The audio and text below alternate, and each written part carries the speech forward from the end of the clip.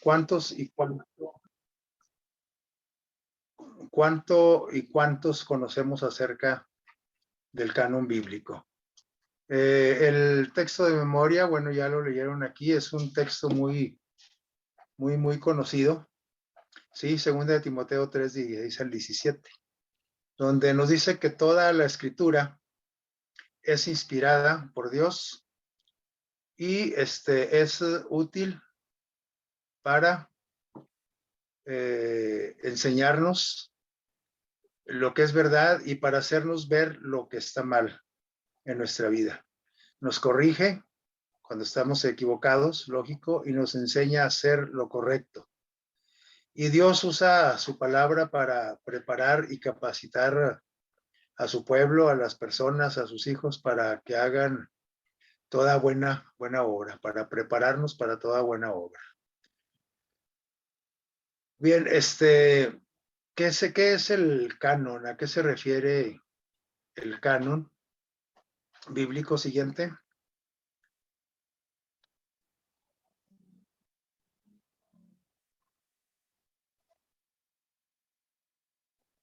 Vamos a ver aquí, permítame tantito.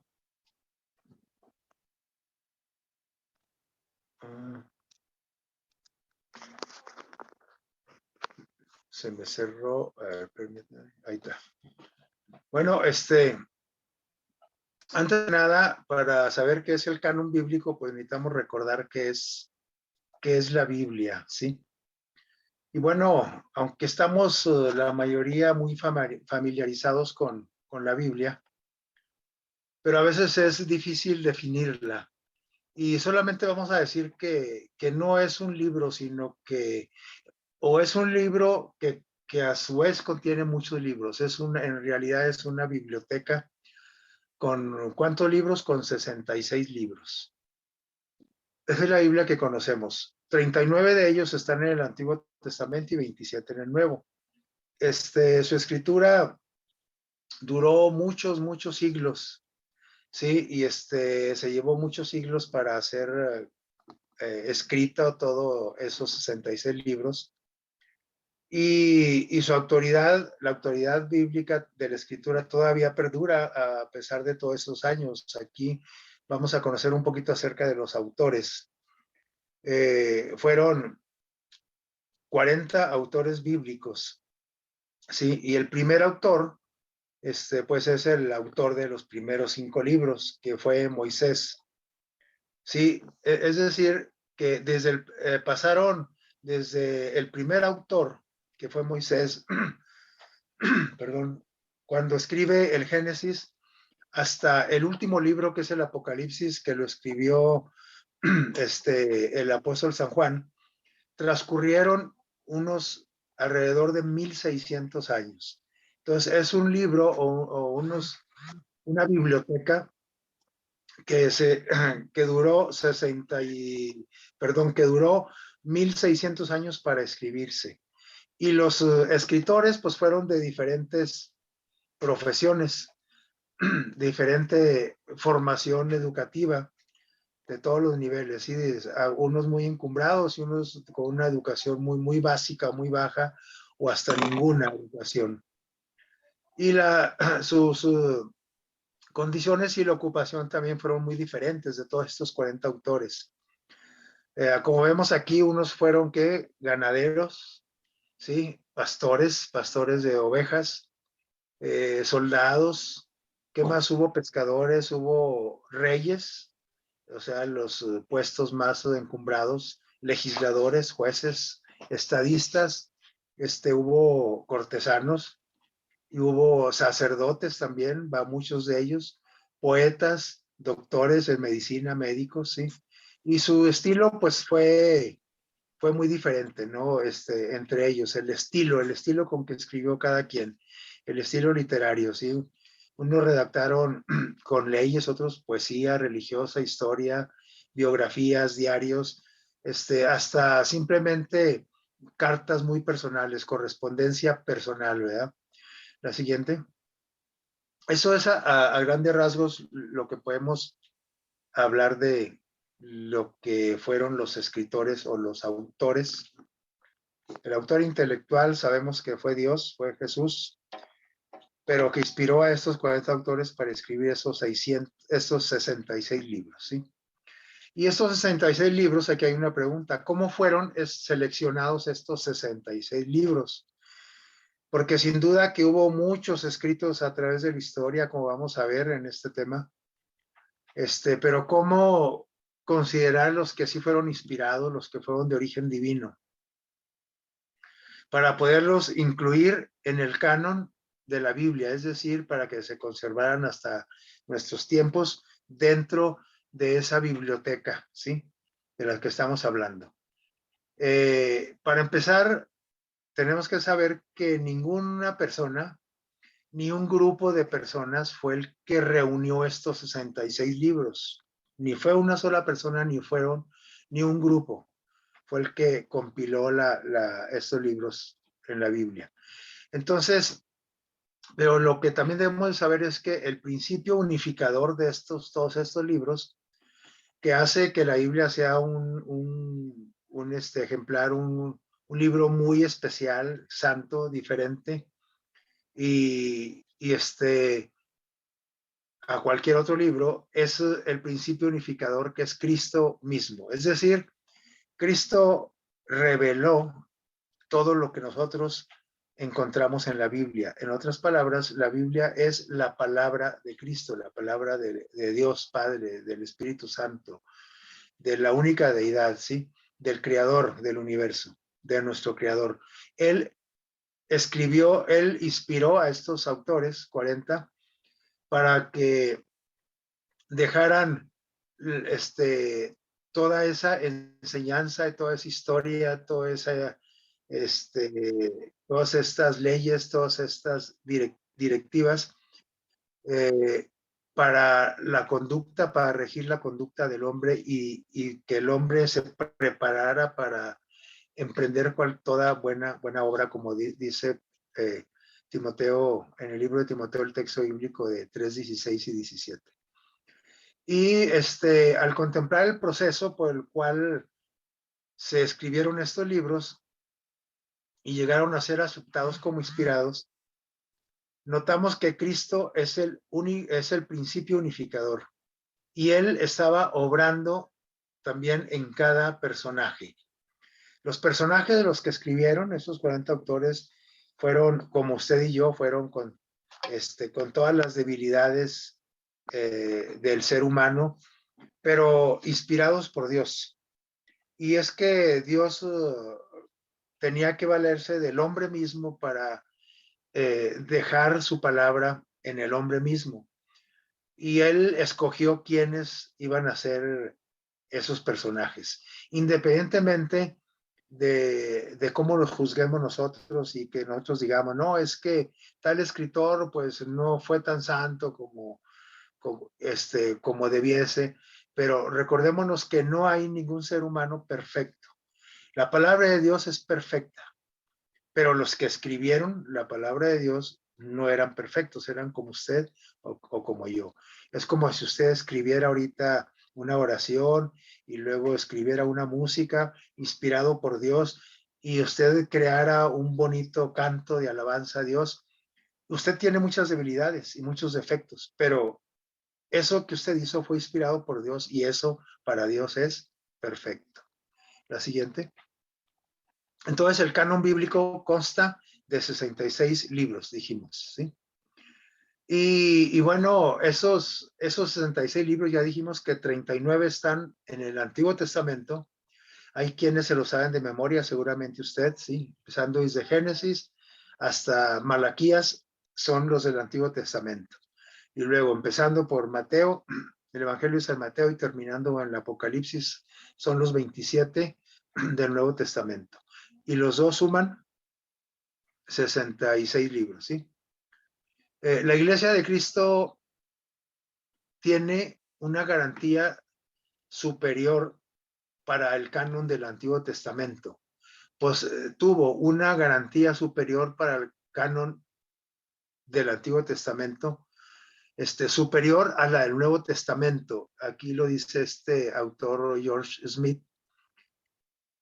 Es decir, estas dos líneas lo que quiere decir es que la iglesia, para determinar los libros del Antiguo Testamento que eran inspirados, no tuvo ningún problema, porque fue diferente a los del Nuevo Testamento. El Nuevo Testamento no existía en los tiempos de Cristo, ¿sí? El Nuevo Testamento se empezó a escribir, ¿sí? Cuando Cristo había ascendido a los cielos, después de que resucitó, para ir a prepararnos un lugar para nosotros. Después de haber hecho la gran obra de salvación para el hombre, empezó a escribirse el Nuevo Testamento. Entonces, la Biblia que conocieron los primeros cristianos, la Biblia que conocieron los personajes antes de Cristo, pues fue nada menos que el Antiguo Testamento. Es decir, la Biblia nada más eran 39 libros, los que corresponden al Antiguo Testamento. Y para determinar la iglesia cristiana primitiva, para determinar cuáles libros de todos los que había en el Antiguo Testamento eran inspirados, no tuvo gran problema. Por eso dice que tenía una garantía superior para determinar el canon del Antiguo Testamento y no así para el Nuevo, porque para el Nuevo Testamento pues había muchos escritores y había que analizar, orar y había que tener sabiduría y conectarse con Dios, inspirara y pudiera determinar cuáles libros del Nuevo Testamento eran inspirados. No así con los del Antiguo Testamento. Dice aquí el segundo párrafo, esta garantía la sustenta la relación que Cristo mismo estableció entre él mismo y los libros del Antiguo Testamento. O sea que no hay grande problema para determinar que fueron inspirados esos libros. Ya lo dijo en el texto que leímos ahorita San Pablo cuando le escribe a Timoteo. Dice, toda la escritura es inspirada divinamente, toda la escritura. ¿A qué se refiere San Pablo con toda la escritura? A todo el Antiguo Testamento, ¿sí? Entonces, allí el apóstol Pablo ya está diciendo que todo es inspirado, los 39 libros, ¿sí? Y la iglesia pues no tuvo grande problema en aceptar esto, ¿sí? Y además Cristo mismo con frecuencia citó las escrituras. Él citó el libro de Isaías, citó el Génesis, citó los Salmos, citó a Jeremías, etcétera. Entonces, Cristo mismo, le dio ese peso a los libros del Antiguo Testamento. Como diciendo, no batallen, hombre, todos los libros del Antiguo Testamento son inspirados. Así es que para determinar el canon del Antiguo Testamento no hubo mucho problema. Después de que Jesús resucitó, le dijo a sus discípulos, ¿sí? Que todo lo que estaba ocurriendo y que todo lo que había ocurrido, hablando también de su misma resurrección y toda su vida aquí en la tierra, y todo lo acontecido hasta el momento, era el cumplimiento de las profecías escritas donde en el Antiguo Testamento. Entonces estaba dándole validez al Antiguo Testamento, le está dando autoridad, Cristo mismo, ¿sí? Al decir que las profecías mesiánicas, es decir, lo que apuntaba al Mesías, a Cristo mismo, estaba cumpliéndose. Y el Nuevo Testamento no recibió este mismo peso de autoridad de Jesucristo. ¿Por qué? Porque todavía no se escribía, ¿sí? Los primeros por ahí escritores fueron, como los vemos en los evangelios, es decir, la biografía de Jesús con los 4 evangelios de Mateo, Marcos, Lucas y Juan. Y el Señor Jesús ya no estaba con ellos. Entonces, pues Jesús en persona no pudo darle ese peso al Nuevo Testamento, a los escritos. Pero todavía, porque todavía no había sido escrito, perdón. Y la autoridad del Antiguo Testamento fue aceptada por el pueblo al que estaba destinado el Antiguo Testamento. ¿A quién estaba dirigido? Al pueblo de Israel, al pueblo elegido, mucho antes de que llegara el Mesías, antes de que llegara Cristo. Siguiente. Así es que el canon del Antiguo Testamento así se determinó. por las evidencias que mismo Jesús había dicho de que tenía validez todo el Antiguo Testamento por haber sido inspirado, ¿sí? Aquí tenemos un texto de Lucas 24 atrás, donde el Señor Jesús dice en el verso 44 de Lucas 24, dice, Jesús les dijo a sus apóstoles, estas son las palabras que les hablé, estando aún con ustedes, que era necesario que se cumpliesen todas las cosas que están escritas en mí, en la ley, y etcétera, etcétera. Así es que Cristo estaba diciéndoles que todo esto ya estaba escrito en los libros inspirados del Antiguo Testamento. Ahora sí, siguiente.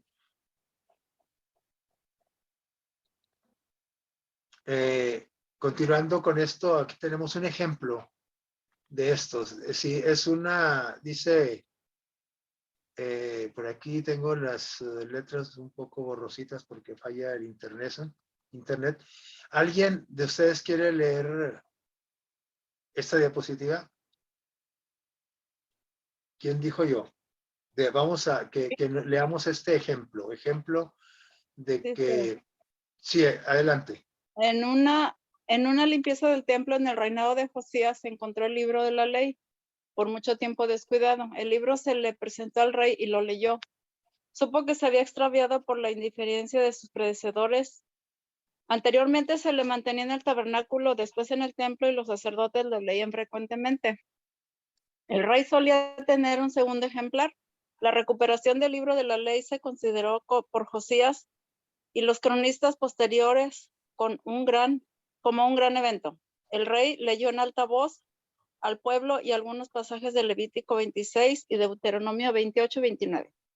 El libro de la ley eran los primeros 5 libros de la Biblia. El redescubrimiento de este libro fue el motivador de la reforma que ocurrió durante su reinado. Durante los 70 años del exilio babilónico, las palabras de los profetas fueron muy apreciadas. Judá como nación dejó de existir, incluyendo su capital y su templo, pero todavía existían el libro de la ley y los libros de los profetas. Gracias, sí.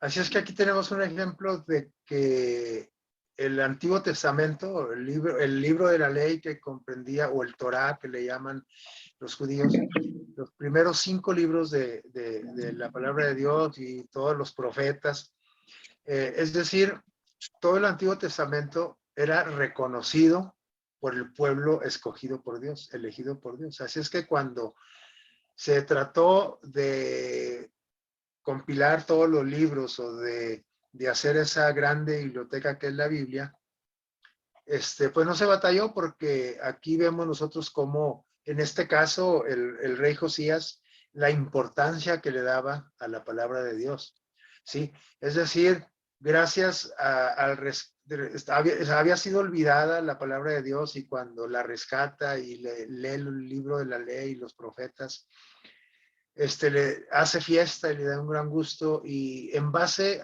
a esta palabra de Dios se realizó una grande reforma espiritual en el pueblo. Así es que la palabra de Dios, la Biblia, que es la Biblia, tiene poder para transformar, para reformar, no solamente a una persona, sino a una toda nación. Aquí se emprendió una grande reforma que motivó a toda la nación a seguir adelante en la cuestión espiritual, ¿sí? La que sigue. Hablando todavía del Antiguo Testamento, vamos a hacer mención aquí acerca del Talmud. Podemos leer abajo qué es el Talmud antes de leer acá, empezar por arriba. Le voy a pedir de una vez a Dina a ver si nos puede leer aquí abajo lo que está en el recuadro amarillo. ¿Qué es el Talmud? El Talmud judío. Ahí va. Dice, déjalo grande. Ok. El Talmud hebreo, instrucción, enseñanza, obra que recoge las discusiones rabínicas sobre leyes judías, tradiciones, costumbres, narraciones y dichos, parábolas, historias y leyendas. Es un inmenso código civil y religioso elaborado entre el siglo III y el cuarto por eruditos hebreos de Babilonia en la tierra de Israel. Sí, gracias. Este era el Talmud, este grupo especial de personas que analizaban y discutían todas estas cuestiones de la validez de todo lo que tenía que ver con tradiciones, costumbres, narraciones, escritos, etcétera. Y el Talmud dice aquí arriba que afirma que Esdras, ¿recuerdan a Esdras? Fue el dirigente del final del exilio en Babilonia, ya casi para terminar el exilio en Babilonia, es decir, que el pueblo de Israel estaba por allá exiliado en Babilonia. Esdras fue el líder, Esdras fue un sacerdote y él emprendió la recopilación y el cuidado de estos libros del Antiguo Testamento, de la ley, ¿sí? De todo lo escrito antes de Cristo. Él recopiló todo esto y cuidó del texto de la ley y los profetas. Dice que él convocó una gran sinagoga, es decir, una grande asamblea, por algunos años, y por algunos años toda la ley y los profetas y los escritos fueron examinados y evaluados por el Talmud, por este grupo especial de personas. Fueron, ¿qué dice? Examinados y evaluados, porque recuerden que ya la gente ya se había olvidado de la palabra de Dios, entonces tuvieron que retomar las escrituras y tuvieron que ver cuáles eran las realmente inspiradas. Y aquí tenemos cuatro apartados o cuatro secciones en que se divide todos esos libros del Antiguo Testamento. Tenemos primero el Pentateuco o Torá, que son los primeros 5 libros, es decir, los que escribió Moisés: Génesis, Éxodo, Levítico, Números, Deuteronomio. Y luego tenemos, ahorita si quieres vayan sumando 5 libros, más 12 libros históricos, que son desde el libro de Josué, Jueces, etcétera, etcétera, hasta el libro de Esther. Se les conoce como libros históricos, son 12. Y luego otros 5 libros poéticos y de ética, como son desde Job hasta Cantares. Job, Salmos, Proverbios, Eclesiastés y Cantares. Y luego, por último, otro grupo de los libros proféticos. Son 17 libros. Aquí tenemos a los profetas mayores y los profetas menores. Pero entre los dos tipos de profetas son 17 libros de profetas, a partir de Isaías, del libro de Isaías, el profeta Isaías, hasta el profeta Malaquías, que fue el último libro que se escribió del Antiguo Testamento, antes de que naciera Jesús, ¿sí? Unos 400 años antes de que naciera Jesús, se escribió el último libro del Antiguo Testamento por el profeta Malaquías. Entonces, la conformación del Antiguo Testamento comenzó gracias a ¿quién? A Esdras, ¿sí? Y a esa grande sinagoga, ¿sí? Es decir, a esa grande asamblea que él convocó por allá por el año 400, alrededor 450 antes de Cristo. La mayoría de los estudiosos hoy aceptan que para los tiempos de Cristo el Antiguo Testamento ya existía en la forma como lo conocemos hoy, en la forma como están ahí clasificados. El libro de la ley, el Pentateuco, es decir, los libros históricos, poéticos, proféticos, etc. Cuando Cristo, las escrituras que el Señor Jesús estudiaba, ¿sí? Y que predicaba, eran esos libros, 39 libros, tal y cuales los conocemos nosotros hoy en nuestro tiempo. La siguiente. Entonces, como vemos, el Antiguo Testamento no tuvo grande problema para determinar cuáles eran inspirados y cuáles no. ¿La que sigue?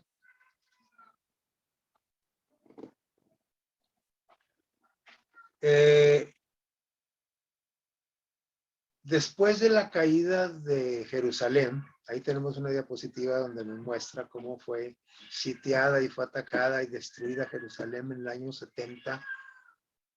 Año 70 después de Cristo, hubo mucha discusión sobre el canon bíblico, una discusión que pues ya estaba determinado, pero empezó a haber otra vez alguna discusión ahí. Y por ahí el rabino Yochanan ben Shakai dice que con permiso de las autoridades romanas, porque los romanos ahora los tenían bajo su poder, de hecho siempre los tuvieron, sí, abrió una academia donde se discutió el contenido de ese canon, pidió permiso para poder trabajar libremente y determinar qué libros eran inspirados. Y ese debate se centró en 4 libros que unos consideraban que estaban fuera de la inspiración y decían la discusión en aquel entonces que el libro de Proverbios, Eclesiastés, Cantares y el libro de Esther no era muy creíble que fueran inspirados. Pero después de tratar, estudiar todo el asunto bien y ver todos los pros y contras, los eruditos de ese tiempo acordaron incluirlos en los demás libros en el canon, es decir, respetar el canon bíblico. Y recuerden ustedes que lo que dijimos ahorita, la Biblia como está ahorita, en los tiempos del Señor Jesús ya estaba tal cual, pero después de unos años, 40 años después de que Cristo ascendió al cielo, se volvió a hacer esa discusión, pero se llegó a la misma conclusión, considerándose como inspirados tal cual estaban, ¿sí? Y los libros que decidieron reconocer como canónicos ya eran aceptados, ya estaban aceptados pues, los tiempos de Cristo, mucho antes y todo, entonces no tenía grande problema. Y aquellos libros que rehusaron aceptar porque había otros libros, esos libros nunca, ahorita vamos a nombrar algunos, esos nunca habían sido incluidos en el canon del Antiguo Testamento, es decir, reconocidos como inspirados, nunca, así es que pues tampoco batallaron. Nunca expurgaron o salieron del canon ningún libro que previamente haya sido aceptado, o sea, se quedaron los mismos que siempre habían sido aceptados. La academia, los que fueron desechados fueron aquellos que nunca formaron parte del canon, pero que ahora los conocemos nosotros como libros apócrifos. Sí, y ahorita vamos nada más por ahí a ver alguna relación para que nos acordemos cuáles son. Esos libros apócrifos no vienen en nuestra Biblia. Hay una Biblia de versión católica que los incluye, pero por otra cuestión que ahorita vamos a mencionar, ¿sí? Así es que la Academia Rabínica de Jamnia, sí, esa escuela, determinó que los libros del Antiguo Testamento tenían autoridad, sí, y que iban a ser siguiendo reconocidos como lo son hasta la fecha, sí. Ahí hay un personaje muy famoso que fue contemporáneo de Jesús, Filón de Alejandría. Él aceptó el canon del Antiguo Testamento en la forma reconocida hoy. Y lo mismo ocurre con Flavio Josefo. ¿Recuerdan quién fue Flavio Josefo? Él fue un escritor, historiador, autor de muchos libros del siglo I. Es decir, también fue más o menos contemporáneo de Cristo. Él es el del historiador judío más famoso. Y ellos ya habían reconocido en sus tiempos la Biblia tal cual la conocemos ahora, refiriéndose al Antiguo Testamento, ¿sí? Así es que la Biblia más antigua, la lista más antigua de libros del Antiguo Testamento fue redactada por Melitón, un obispo de Sardis, por allá en el año 170 ya de nuestra era, después de Cristo, es decir. Y está esa lista preservada en el 4º volumen de la historia eclesiástica de Eusebio de Cesarea. Es decir, la Iglesia Universal tiene eso. No lo vamos a describir, este cuadro, esta línea del tiempo de la historia del canon del Antiguo Testamento, pero solamente para que tengamos una idea. Aquí están algunos de los personajes que acabamos de nombrar, como Josefo, Filón y otros. Y aquí viene en la línea del tiempo cómo fue desde un principio, cómo se fueron integrando cada uno de los libros y que fueron determinándose que fueron inspirados por Dios y que debían de conservarse en esa grande biblioteca de 66 libros. Y ahí vemos desde qué año empezó, ¿verdad? Aquí vemos nosotros el año cero, por aquí está el año cero, es decir, el año cero es cuando nace el Señor Jesucristo y de ahí para acá empieza otra, del año cero hacia atrás, el conteo de los años va 1, 2, 3, 4 hacia atrás, ¿sí? Y luego, después de que nace el Señor Jesús, 1, 2, 3, 4 hasta el 2022 en el que estamos ahorita, ¿sí? Ahí vemos el año 1000 y por ahí vemos el año 1600 también como algunos otros personajes importantes en la historia eclesiástica como Lutero y otros eh, personajes de la Iglesia Católica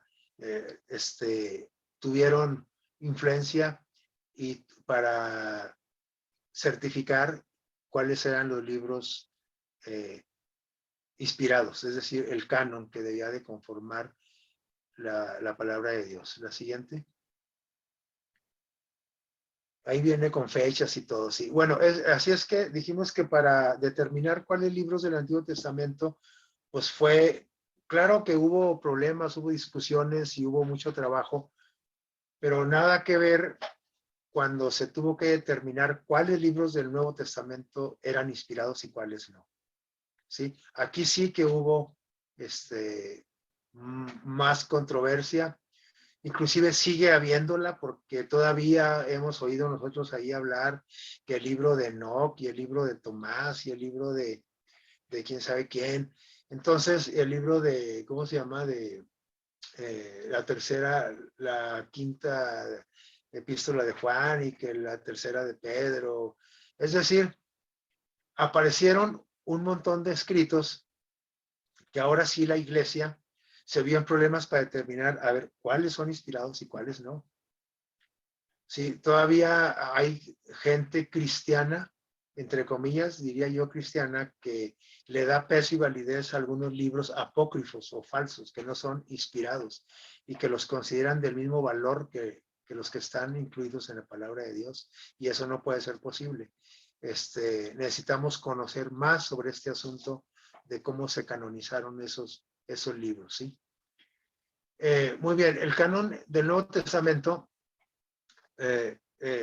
vamos a hablar lo siguiente, empezando que el Nuevo Testamento tiene 3 categorías de libros.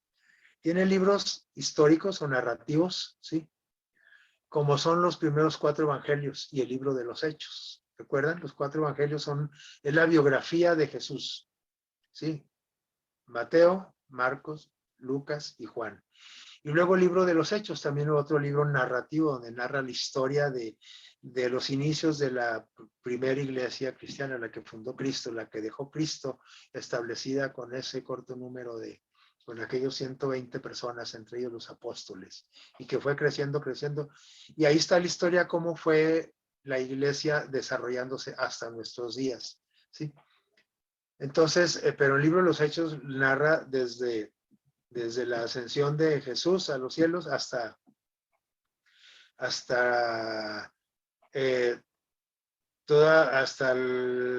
terminar con la narrativa de cómo algunos de los apóstoles fueron sacrificados y qué rumbo tomó la iglesia y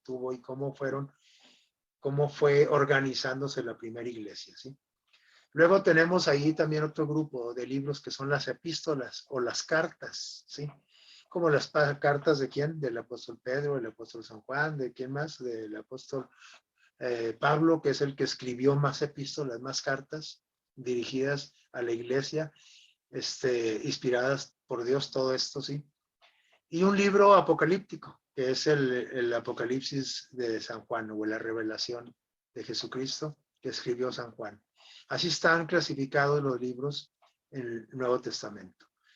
Y llevó unos 50 años para escribir los libros del Nuevo Testamento. Todos estos, ¿cuántos son? Dijimos 27 libros, 39 del Antiguo y 27 del Nuevo. Más o menos, estos se escribieron ¿en cuántos años? Como en 50 años.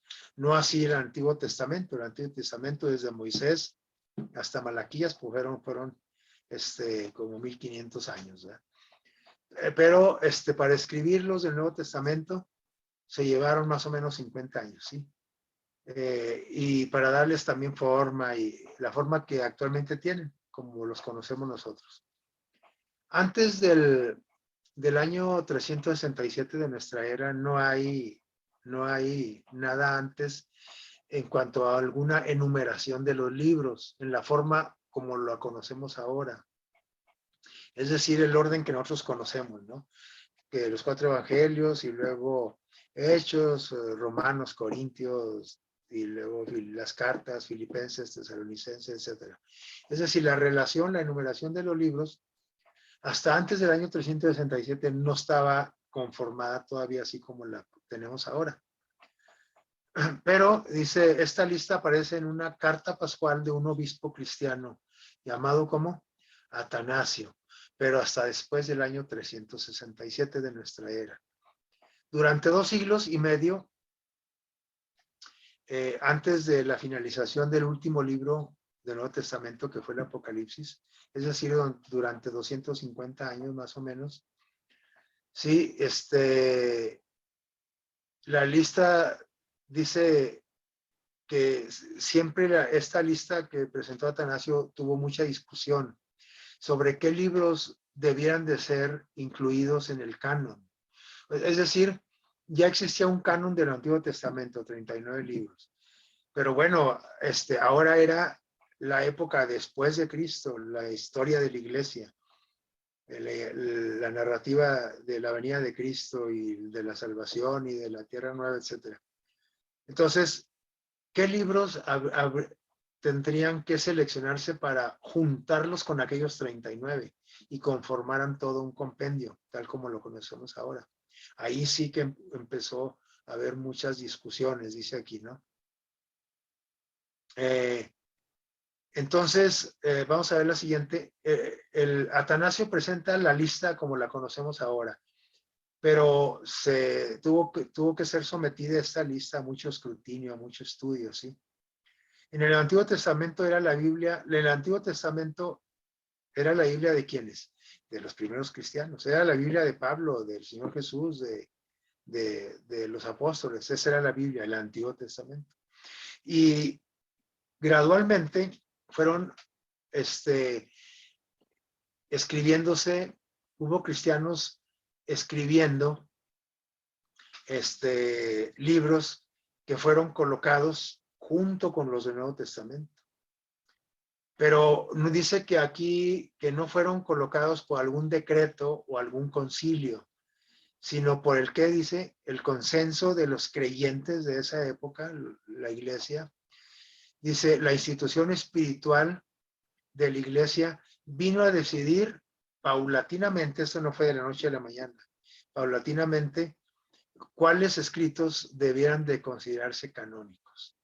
Y entonces, Cristo, el autor del Nuevo Testamento también y del Antiguo, nuestro Dios, inspiró a esos cristianos fieles y les dio sabiduría para poder seleccionar tanto escrito que había en aquel entonces, ¿sí? La siguiente. Porque de religión, pues hay muchos escriben, pero ¿cuántos son inspirados, sí? Entonces, el canon del Nuevo Testamento dice aquí que, ¿qué fue lo que produjo el consenso de esos creyentes? ¿Qué informó la institución espiritual de la iglesia después de tanto estudio? ¿Qué fue lo que determinaron?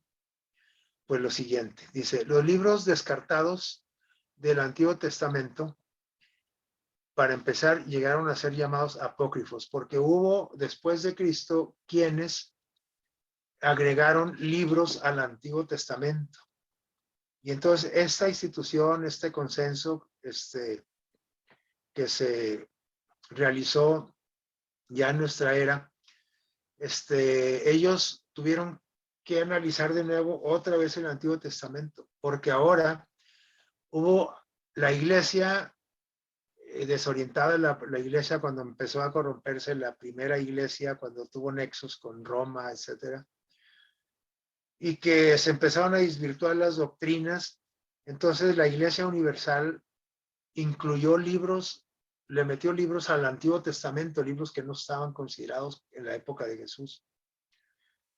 Y entonces este grupo especial a esos libros les llamó apócrifos, ¿sí? O falsos, ¿sí? Llegaron, así se les llamó apócrifos. Y otro grupo de libros mal adjudicados, a los que se les llamó pseudoepigráficos, también fue descartado. Todos los apócrifos, los pseudoepigráficos y los apócrifos, los apócrifos que contienen historia y dichos y tienen buenos mensajes de sabiduría, dice aquí Sapiensales, y tienen mucha información histórica, pero se consideró que no eran inspirados por Dios, ¿sí? Es decir, fue el producto de personas con mucha capacidad para escribir, ¿sí?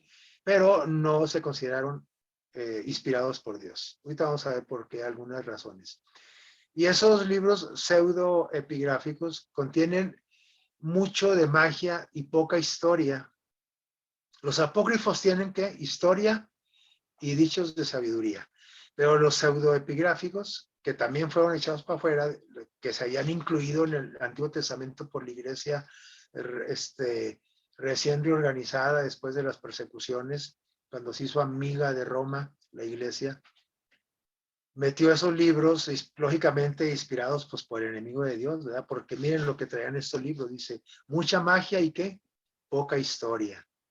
Y al examinar estos libros, descartados también del Nuevo Testamento, los apócrifos, dice nuevamente, se detectó la acción de una influencia guiadora sobrenatural, pero en los del Nuevo Testamento, ¿sí? Dice, los libros incluidos fueron aquellos reconocidos como inspirados por Dios y capaces de ayudar espiritualmente a los humanos. Y además el objetivo principal de la palabra de Dios, ¿cuál es? Dice aquí, dar a conocer a Cristo. Entonces el libro que no era ese su propósito principal, se quedó fuera, se echó fuera.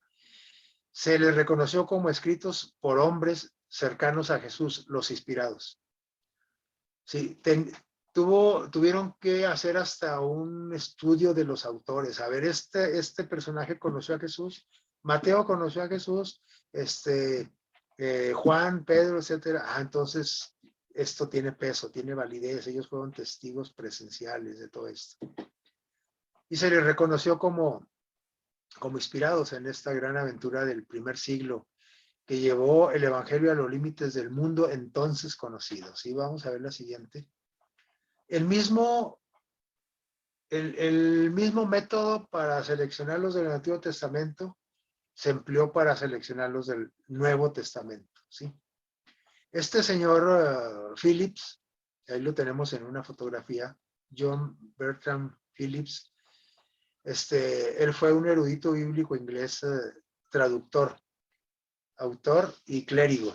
Sí, es más conocido por su versión del Nuevo Testamento en inglés moderno. Ahí tenemos una foto de una traducción del Nuevo Testamento. Dice que él comparó los libros, un gran erudito, ¿no? De la palabra de Dios. Él comparó los libros del Nuevo Testamento con los escritos que fueron excluidos, ¿sí? Por aquel grupo especial, por los antiguos padres de la iglesia, y dice que no pudo menos que admirar su sabiduría. Dijo, ¿cómo tuvieron tanta sabiduría para poder seleccionar estos 27 libros, tal como los conocemos ahora, de los del Nuevo Testamento? Él afirmó, seguramente Dios fue el único que les pudo dar esa sabiduría. Él afirmó lo siguiente, vamos a invitar aquí a alguien que nos lea, no sé si está por ahí Sugeli todavía. Si veas, Sugeli, ¿podrías leernos de favor donde dice afirmó Phillips? ¿Qué fue lo que afirmó aquí? Afirmó, ¿lo dice probablemente? Sí, así es. Afirmó probablemente la mayor parte de la gente no ha tenido la oportunidad de leer los evangelios y las epístolas apócrifos como lo han hecho los estudiosos. Solo puedo decir que en tales escritos Respiramos una atmósfera de magia y fantasía, de mito y fábula. En toda la tarea de traducir el Nuevo Testamento, no importa cuán grande fuera el desafío, nunca llegué a sentir que se me arrastraba a un mundo hechizado, embrujado y sometido a poderes mágicos tales como abundan en los libros rechazados del Nuevo Testamento. Fue ese sentimiento de fe y confianza lo que me llevó a la convicción, difícil de expresar con palabras, que estamos frente a lo genuino y auténtico. Gracias, Ugeli. ¿Qué dijo este grande estudioso, erudito, escritor, traductor de la palabra de Dios? Él se quedó maravillado de la sabiduría que tuvo aquel grupo para seleccionar estos 27 libros y considerarlos, y de rechazar muchos que los tomó como falsos apócrifos. Porque esos libros apócrifos, dice él, que tienen una atmósfera de ¿qué? De magia y fantasía. Sí, y de mitos y fábulas. Y dice él que cuando él analiza los libros y se sumerge en la lectura de los libros que nosotros conocemos del Nuevo Testamento, no siente esa influencia negativa de fábula, mito, fantasía, magia, como los libros que fueron rechazados, que fueron considerados no inspirados por Dios. Así es que personas como estos, él dice aquí que es muy probable, y yo creo también que así es, que la mayoría de nosotros no hemos leído los libros apócrifos. Y bueno, por una parte está bien porque no todos estamos preparados para leerlos. Pero cuando los leemos, yo he leído algunas porciones, casi todas, de casi todos los libros esos apócrifos que no son inspirados. Y efectivamente tienen mucha fábula, mito, fantasía, magia, etcétera. Algo como de hechizo, embrujo, etcétera. Entonces, definitivamente no es palabra inspirada. Pero dice que pocos de nosotros hemos leído eso. Y por eso no podemos opinar cuando nos dicen, oye, el libro de Macabeos es inspirado, el libro de Judith, el de Tobías, el de etcétera. El libro eclesiástico es inspirado por Dios porque lo trae la Biblia católica, y pues no podemos decir gran cosa porque no estamos enterados de esta temática, eso que estamos ahorita repasando. Hay mucha información, muchas cosas que conocer más. Esto solamente ha sido un toquecito para que conozcamos algo de cómo se formó la palabra de Dios, los libros, el canon de los libros inspirados. La siguiente. Vamos a ver la siguiente diapositiva. El argumento de la autoevaluación dice que se hace más convincente al leer uno mismo esos libros que casi entraron al Nuevo Testamento, fíjense. Pero no lo lograron gracias a la intervención de Dios en ese grupo especial que se dedicó a eso. En el siglo II de nuestra era, el año 200, por ahí, se escribió una serie de libros llamados como Evangelios de la Infancia. Usted y yo los hemos oído por ahí, y si no los hemos oído o leído, los hemos visto en películas, y ahorita van a ver a qué me refiero, ¿sí? Esos Evangelios de la Infancia, cuando se emergieron por ahí en la iglesia en el siglo II, dice, los 4 evangelios canónicos no dan detalles, es decir, Mateo, Marcos, Lucas, Juan, de la infancia de Jesús, de las primeras 3 décadas, de los primeros 30 años de la vida de Jesús. Sí, sino que empiezan a hablar ya de uno que otro detalle de cómo nace y de su infancia, como cuando se perdió en el templo, en la fiesta de la Pascua en Jerusalén, cuando huyeron a Egipto, sus padres con él, y luego que regresan, y luego que empieza el Señor Jesús su ministerio, después de su bautismo. Y de ahí en adelante se escribe mucho, pero de su infancia no. Y estos evangelios de la infancia pretenden narrar la historia de Jesús en su niñez. Y probablemente hemos visto películas. Tengamos cuidado con eso, porque eso está sacado de libros falsos que no son inspirados. Y a veces nos emocionamos, y vemos al niño Jesús haciendo por ahí algunos detalles de milagros y creemos que así fue. No sabemos cómo fue los detalles de su infancia. Solo sabemos que fue un niño entregado a Dios, estudioso, obediente, etcétera, ¿sí? Que con mucho conocimiento de la palabra de Dios, que a los 12 años le dio una cátedra a los sacerdotes en el templo, etcétera. Y es todo lo que sabemos. Entonces, esos evangelios de la infancia son unos de los apócrifos. ¿Cuál otro dice aquí? El libro de Tomás, ¿sí? Que también tiene registros de la infancia de Jesús. Y por ejemplo, aquí viene un ejemplo, que es el que ustedes pueden recordar en alguna película que hayan visto, sobre todo en Semana Santa, ¿sí? Dice que mientras el niño Jesús juega, forma ahí un pajarito de barro y le da vida, ¿verdad? Y le da vida a un pajarito. Y luego también por ahí un niño que choca con él y le pega en el hombro y se cae y cae muerto, ¿verdad? Y luego cuando Jesús, que le ayudaba a su padre, a José, en la carpintería, cuando las tablas o las vigas no alcanzaban, el Señor Jesús en su adolescencia reestiraba las vigas para completar las medidas, etcétera, como si fueran de goma, dice ahí.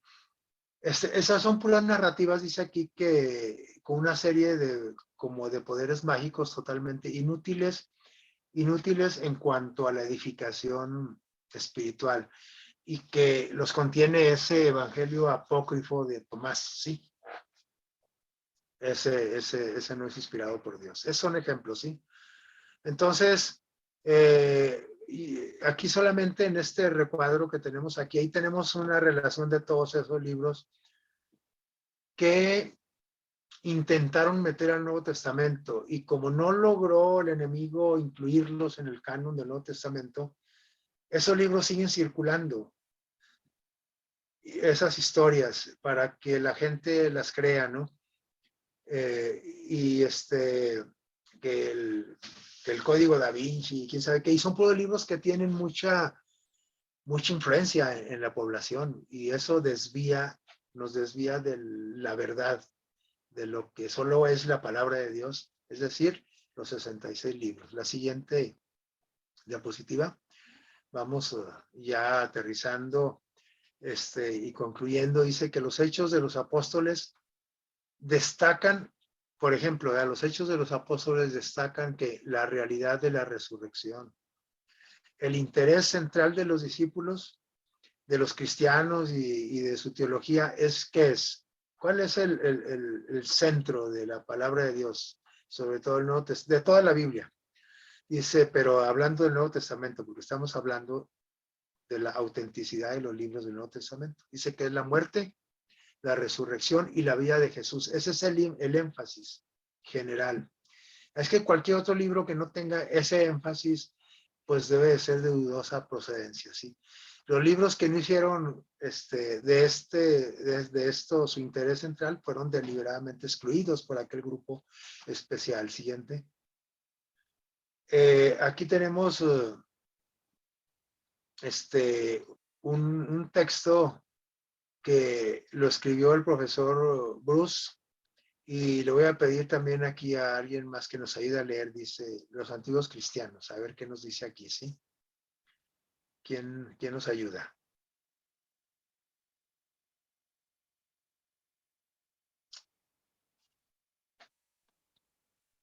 Los antiguos cristianos actuaron con una sabiduría mayor que la suya propia en este asunto, no solo por lo que aceptaron, sino por lo que rechazaron.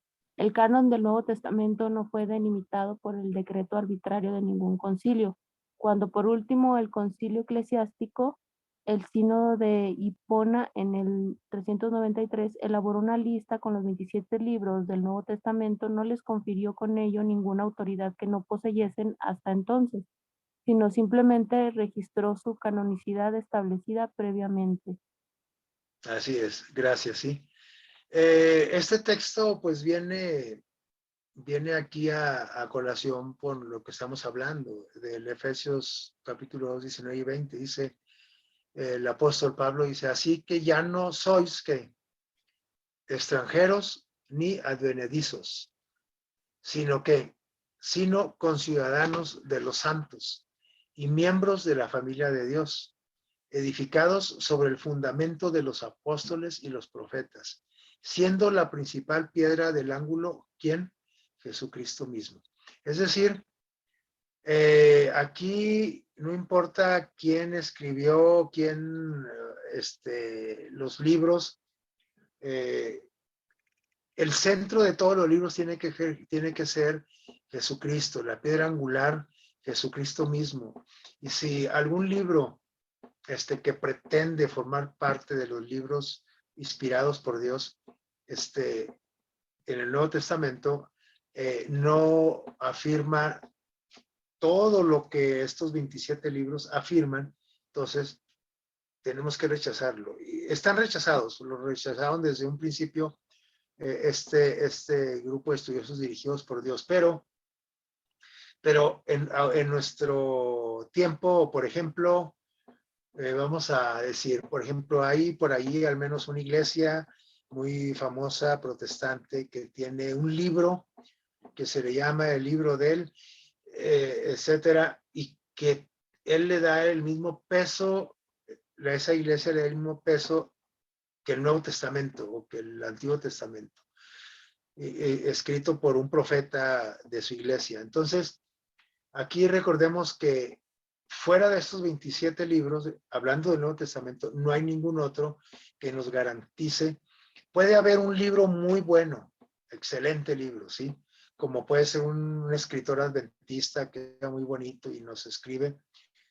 Sí, y a lo mejor sí fue inspirado por Dios y qué bueno, porque está para ayudar a la iglesia, pero no forma parte de los libros canónicos, es decir, de los libros seleccionados como inspirados a través de toda la historia de la humanidad, ¿sí?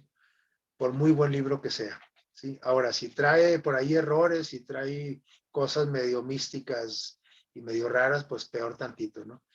Entonces tenemos que ser dirigidos por el Espíritu Santo, por el que escribió la Biblia. Él es el que nos tiene que dirigir para poder determinar el tipo de lectura a aceptar.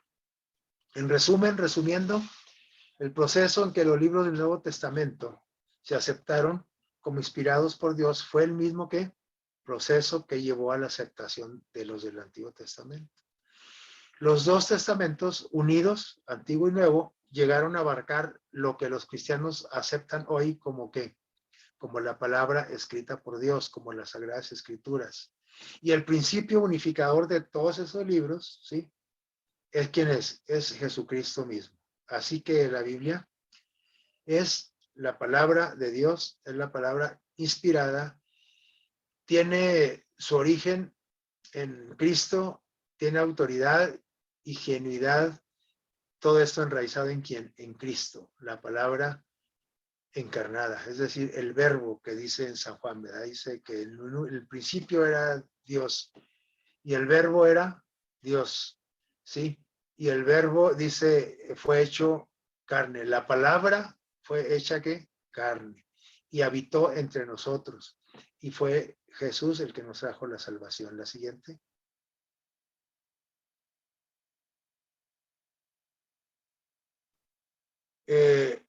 Para terminar, aquí nada más les pongo esta diapositiva donde viene ahí la ley, dice, vienen los libros del Antiguo Testamento, ahí vienen lo que son los primeros 5 libros, es decir, el Pentateuco, allá en la figurita del librero, ¿sí? Ahí están Génesis, Éxodo, Levítico, Números, Deuteronomio. Y luego los libros históricos, y luego cuáles, los de los profetas mayores y luego los profetas menores.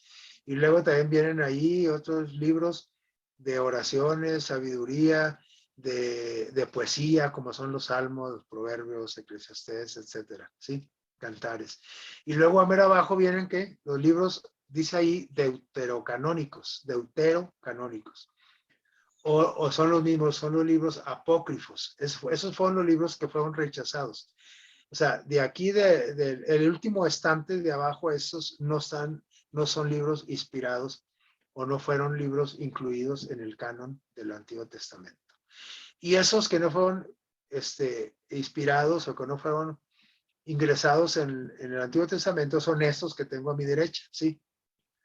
El libro de sabiduría, nomás vamos así a leer así de corridito, el libro de Eclesiastés, eclesiástico, no Eclesiastés, es eclesiástico. Eso los contiene La Biblia católica, la versión católica, todas las versiones católicas contienen estos 15 libros o porciones de libros. Miren, fíjense, digo porciones porque ahorita vamos a ver algo aquí. El libro de Tobías, el libro de Judith, el libro de ¿qué? Primera de Esdras, o sea, no hay primera de Esdras, nada más hay Esdras. Pero aquí tenemos un primera de Esdras que no es canónico, ¿sí? Y luego tenemos el primero y segundo libro de ¿qué? De Macabeos, y luego el libro de Baruch, ¿sí? Y tenemos también ahí una carta de Jeremías incluida en el libro de Baruch, que tampoco fue aceptada. Y luego tenemos el libro segundo de Esdras, también fue rechazado, ¿sí? ¿Qué más?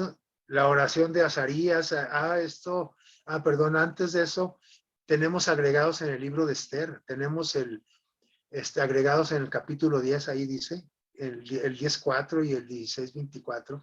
Esos son agregados apócrifos, ¿sí? Esos en su Biblia que usted tiene en su casa no viene, pero en las versiones católicas sí. Viene la oración de Azarías en el libro de Daniel, que el capítulo 3, 24 también fue agregado, no debe de tenerlo eso. La historia de Susana del siglo I y II también está registrada en el libro de Daniel 13, ¿sí? Y Daniel 14 se habla ahí de Bel y el dragón, unas historias ahí medio fantasiosas y que hablan medio acá algo con una connotación mágica y de brujería. El libro 14 que no existe en realidad en el libro de Daniel. Y la oración de Manasés también que fue rechazada. Bien, vamos a ver la última diapositiva antes de terminar. Leyendo de nuevo 2 Timoteo 3, 16 y 17, dice que toda la escritura, ¿cuál es toda la escritura? ¿A qué se está refiriendo aquí San Pablo? Cuando le escribe a Timoteo, toda la escritura es inspirada, se está refiriendo a todo el Antiguo Testamento, que conocemos nosotros ahora, los 39 libros, sin contar los Macabeos, Judith, Baruch, todo eso no, sabiduría no.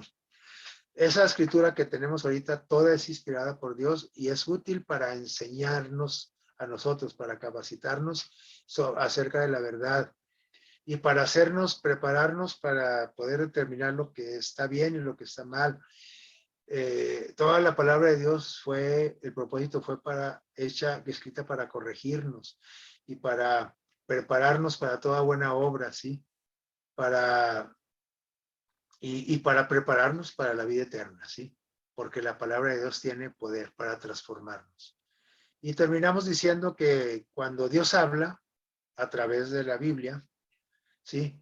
¿Qué ofrece? La verdad eterna con la que puedes tú y yo contar. En realidad nosotros leemos la palabra de Dios porque, como dijo también, como se escribió en Timoteo, dice 5:39, porque os parece que en ella tenéis que la vida eterna, en la palabra de Dios. Entonces, la Biblia es la palabra de Dios, esa que tiene poder para crear, la que creó el universo, la tierra, creó a nosotros, etcétera, pero escrita, ¿sí?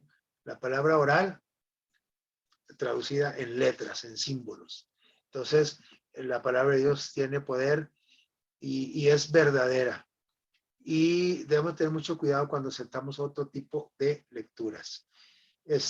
Si alguien de ustedes quiere, después aquí terminamos, pero si alguien quiere más información sobre esto, le puedo pasar esta presentación. Le voy a pedir a Isaí nada más que le dé así rapidito a las demás. No las vamos a leer nada más para que vean que hay más material aquí. Los libros apócrifos, aquí describe cada uno de todos los que mencionamos ahorita, los primeras, segundas de Esdras, de qué se trata y por la razón por las que no fueron aceptadas. Tobías, Judith, las adiciones a Esther, Baruch, Eclesiastés, Sabiduría, etcétera. Y mucha información aquí de por qué es que esos libros no debemos nosotros de considerarlos. Aquí vienen los libros históricos de Macabeos, etcétera. Y aquí vienen muchos testimonios históricos de personajes de mucho peso en la historia que nos ayudan a tener más confianza que lo que tenemos escrito en la palabra de Dios es confiable, ¿sí? Aquí tenemos al menos 10 testimonios y finalmente, en la última diapositiva, ahí incluí la bibliografía. Bueno, aquí son algunas definiciones de lo que es lo canónico y lo apócrifo, y enseguida, ahora sí, darles ahí la bibliografía de donde tomé esta información, pero si alguien gusta, podemos hacerle llegar esta presentación. Que Dios los bendiga y que permita que nos sigamos preparando con su palabra para la vida eterna. Que el Señor Jesús esté con ustedes en esta mitad de semana.